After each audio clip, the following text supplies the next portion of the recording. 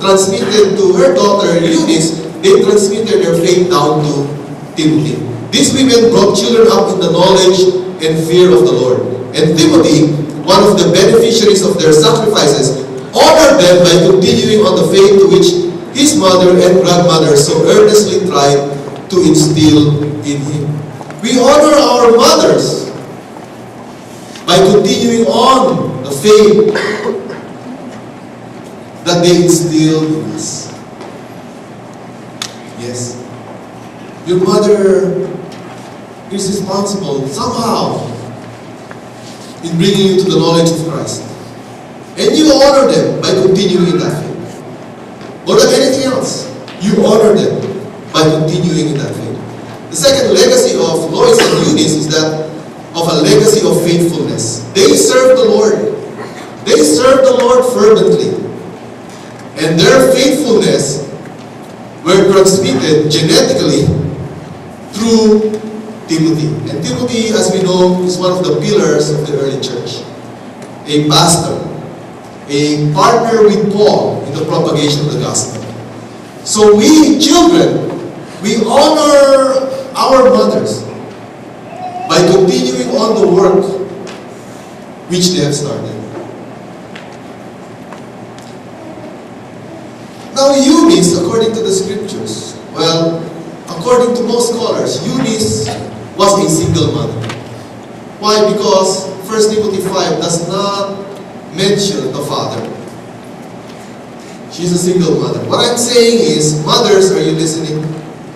Do not let your present circumstance or difficulty prevent you from passing on a legacy of faith and faithfulness to your children.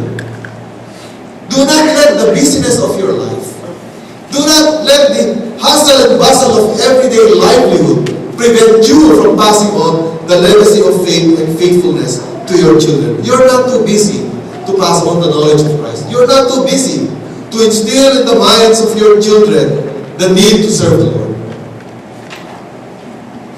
There is no impediment, no handicap, no circumstance that can come into the way of you instilling in your children a love for God and a desire to serve Him.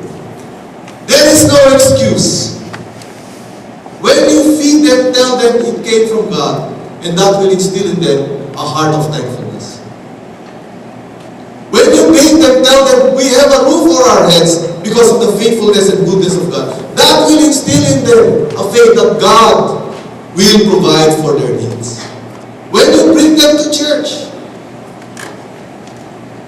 you beg, you cajole, you pester them into getting up and going to church every Sunday.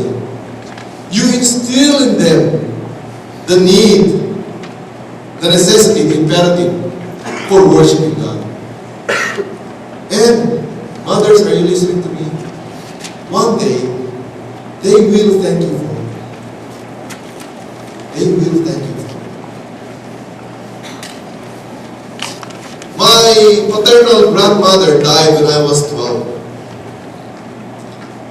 But one thing I remember about her was her devotion to the Word of God. Before reading the Bible became fashionable in the Philippines, my grandmother supported the Philippine Bible Society. And during those times, it was not easy to be a Protestant. Everyone else was something else. Minority were Protestants. And we read the Bible. And she supported the Philippine Bible Society. That's one thing I remember about my grandmother. I remember when we had Bible readings and prayer at our house in Quezon City. And I am thankful to the Lord that I am honoring her legacy by continuing on what she has started.